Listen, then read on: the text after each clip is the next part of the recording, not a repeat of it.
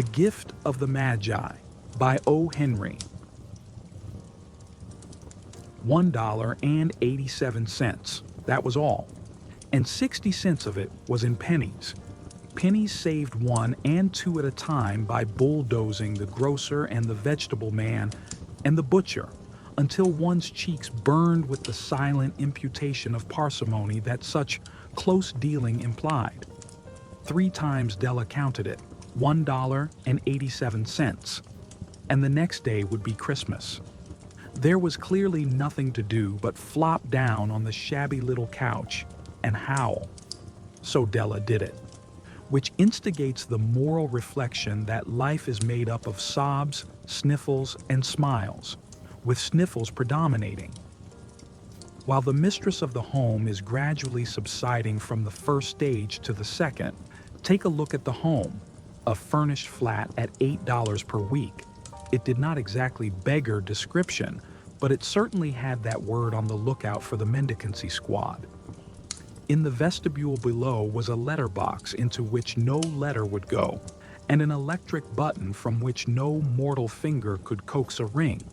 Also appertaining thereunto was a card bearing the name Mr. James Dillingham Young. The Dillingham had been flung to the breeze during a former period of prosperity when its possessor was being paid $30 per week. Now, when the income was shrunk to $20 though, they were thinking seriously of contracting to a modest and unassuming D. But whenever Mr. James Dillingham Young came home and reached his flat above, he was called Jim, and greatly hugged by Mrs. James Dillingham Young, already introduced to you as Della, which is all very good. Della finished her cry and attended to her cheeks with the powder rag. She stood by the window and looked out dully at a gray cat walking a gray fence in a gray backyard. Tomorrow would be Christmas Day, and she had only $1.87 with which to buy Jim a present. She had been saving every penny she could for months, with this result. $20 a week doesn't go far. Expenses had been greater than she had calculated. They always are. Only $1.87 to buy a present for Jim, her Jim. Many a happy hour she had spent planning for something nice for him. Something fine and rare and sterling. Something just a little bit near to being worthy of the honor of being owned by Jim. There was a pier glass between the windows of the room. Perhaps you have seen a pier glass in an $8 flat. A very thin and very agile person may, by observing his reflection in a rapid sequence of longitudinal strips, obtain a fairly accurate conception of his looks. Della, being slender, had mastered the art. Suddenly, she whirled from the window and stood before the glass. Her eyes were shining brilliantly, but her face had lost its color within 20 seconds. Rapidly, she pulled down her hair and let it fall to its full length. Now, there were 2 possessions of the James Dillingham Youngs, in which they both took a mighty pride. One was Jim's gold watch that had been his father's and his grandfather's. The other was Della's hair. Had the Queen of Sheba lived in the flat across the air shaft, Della would have let her hair hang out the window someday, to dry just to depreciate. Her Majesty's jewels and gifts. Had King Solomon been the janitor, with all his treasures piled up in the basement, Jim would have pulled out his watch every time he passed, just to see him pluck at his beard from envy. So now Della's beautiful hair fell about her rippling and shining like a cascade of brown waters. It reached below her knee and made itself almost a garment for her, and then she did it up again, nervously and quickly. Once she faltered for a minute and stood still while a tear or two splashed on the worn red carpet. On went her old brown jacket. On went her old brown hat. With a whirl of skirts, and with the brilliant sparkle still in her eyes, she fluttered out the door and down the stairs to the street. Where she stopped, the sign read, Madame Sophronie, hair goods of all kinds. One flight up, Della ran and collected herself, panting. Madame, large, too white, chilly, hardly looked the Sophrony. Will you buy my hair? Asked Della. I buy hair, said Madame. Take your hat off and let's have a sight at the looks of it. Down rippled the brown cascade. $20, said Madame, lifting the mass with a practiced hand. Give it to me quick, said Della. Oh. And the next 2 hours tripped by on rosy wings. Forget the hashed metaphor. She was ransacking the stores for Jim's present. She found it at last. It surely had been made for Jim and no one else. There was no other like it in any of the stores, and she had turned all of them inside out. It was a platinum fob chain, simple and chaste in design, properly proclaiming its value by substance alone and not by meretricious ornamentation, as all good things should do. It was even worthy of the watch. As soon as she saw it, she knew that it must be Jim's. It was like him. Quietness and value. The description applied to both. $21 they took from her for it, and she hurried home with the 87 cents. With that chain on his watch, Jim might be properly anxious about the time in any company. Grand as the watch was, he sometimes looked at it on the sly on account of the old leather strap that he used in place of a chain. When Della reached home, her intoxication gave way a little to prudence and reason. She got out her curling irons and lighted the gas and went to work repairing the ravages made by generosity added to love, which is always a tremendous task, dear friends, a mammoth task. Within 40 minutes, her head was covered with tiny, close-lying curls that made her look wonderfully like a truant schoolboy. She looked at her reflection in the mirror long, carefully, and critically. If Jim doesn't kill me, she said to herself, before he takes a second look at me, he'll say I look like a Coney Island chorus girl. But what could I do? Oh, what could I do with $1.87?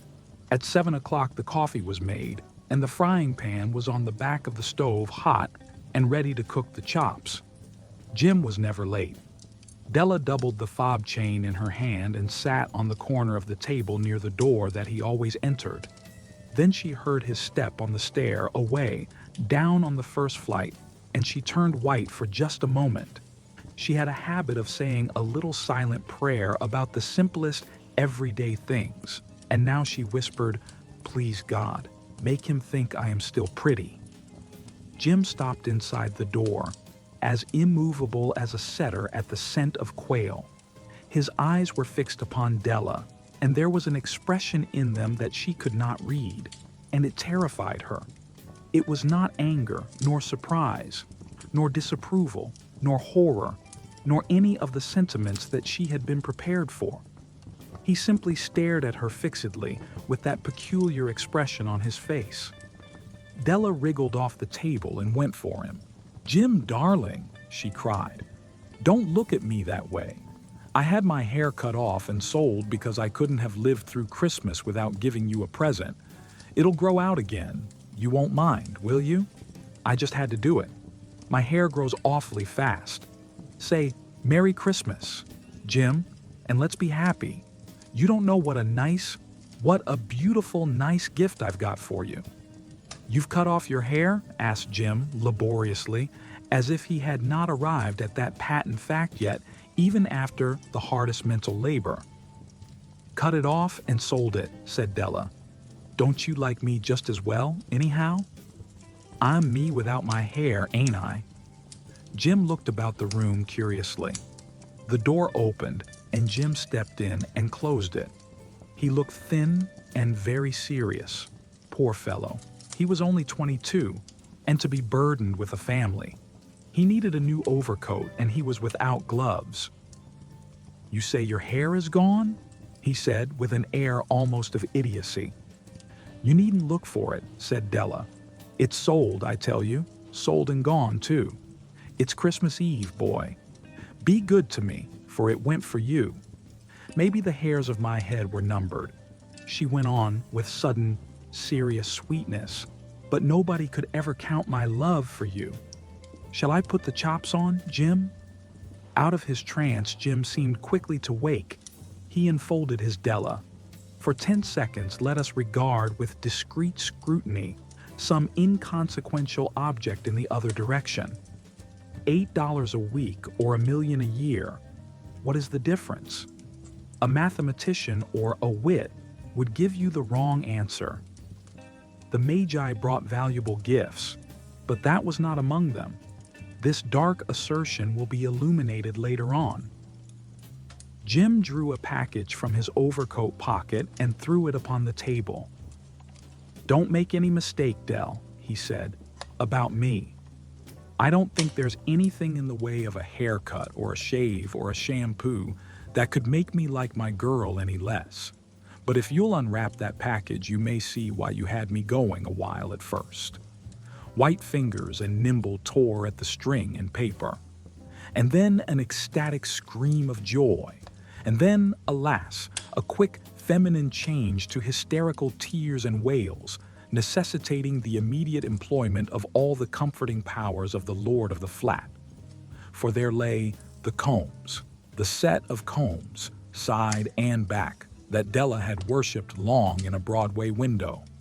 Beautiful combs, pure tortoise shell, with jeweled rims, just the shade to wear in the beautiful vanished hair.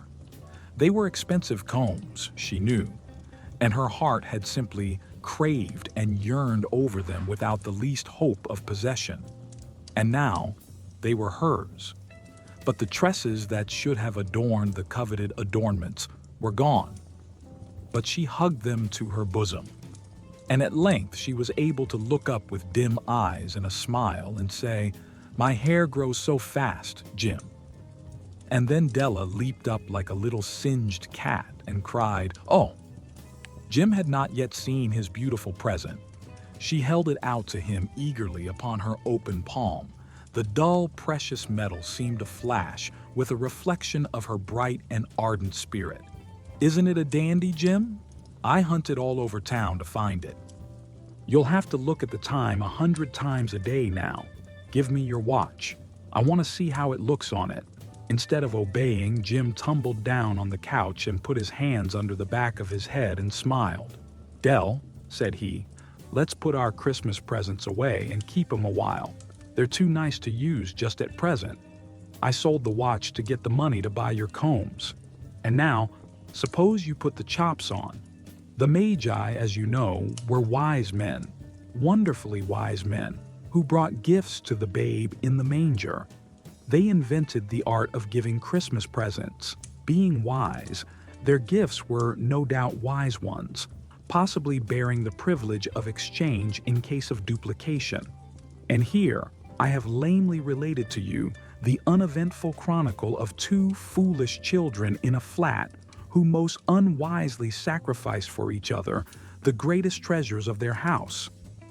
But in a last word to the wise of these days, let it be said that of all who give gifts, these two were the wisest. Of all who give and receive gifts, such as they are wisest, everywhere they are wisest. They are the Magi.